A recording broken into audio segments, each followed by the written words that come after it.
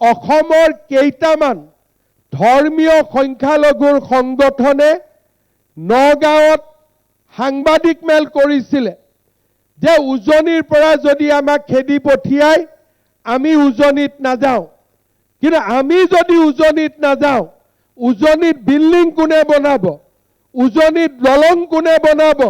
তাৰ মানে অসমীয়া লৰাই কাম নকৰে, মই বাংলাদেশৰ পৰা আহিম, মই অসমত থাকিম আৰু ময়ে অসমত কাম কৰিম।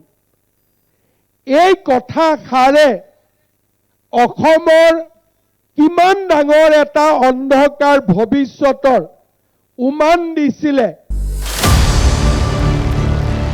পুনৰ এই মন্তব্যৰে টিংখঙত আত্মনিৰ্ভৰ অসম কাৰ্যসূচীত অংশগ্ৰহণ মুখ্যমন্ত্ৰীৰ।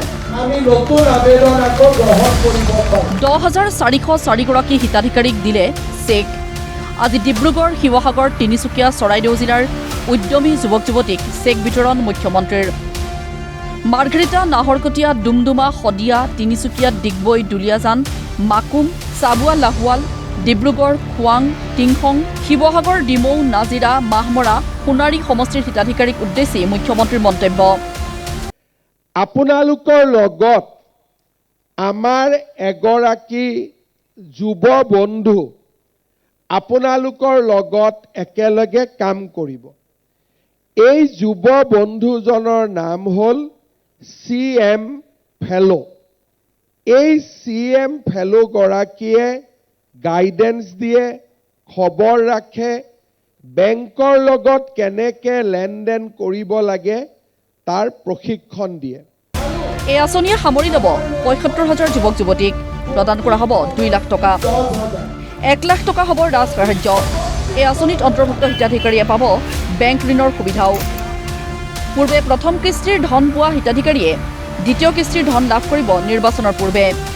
তেওঁলোকে এতিয়া চুক্তি কৰিব, প্ৰত্যেকটো বেংকে CM-AAA ধন লাভ কৰা যুৱক যুৱতীসকলক প্ৰধানমন্ত্ৰীৰ মুদ্ৰা লোন নিজে দিব। মুখ্যমন্ত্ৰীৰ দাবী, ডক্টৰ হিমন্ত বিশ্ব শৰ্মা চৰকাৰৰ দিনত উন্নয়ন হৈছে উদ্যোগ খণ্ডত। পূৰ্বে উদ্যম পৰ্টেলত পঞ্জীয়নভুক্ত উদ্যোগী আছিল ৯,৩৭১গৰাকী আৰু এতিয়া হৈছেগৈ ১২,৭৫,০০০গৰাকী। ৰাজ্যত সাৰ কাৰখানা, ছেমিকণ্ডাক্টৰ, তাপবিদ্যুৎ প্ৰকল্পকে ধৰি বিভিন্ন প্ৰকল্পত বিনিয়োগ হ'ব ১ লাখ কোটি টকা। ইয়াৰ বাবে উদ্যমী যুৱক যুৱতীক স্বনিৰ্ভৰশীল হোৱাৰ আহ্বান মুখ্যমন্ত্ৰীৰ। এই যে ১ লাখ কোটি টকাৰ নিৰ্মাণ হ'ব, অসমীয়া যুৱক যুৱতীৰ যদি ইটাৰ ভাটা নাথাকে, চিমেণ্টৰ ডিলাৰশ্বিপ নাথাকে, অসমীয়া যুৱক যুৱতীৰ যদি লোহাৰ ডিলাৰশ্বিপ নাথাকে, যদি ছাপ্লাই নকৰে, ইয়াত কাম কৰিবৰ কাৰণে কোন আহিব? টিংখঙৰ পৰা দীপাংকৰ বৰ্মনৰ ৰিপৰ্ট, প্ৰতিদিন টাইম।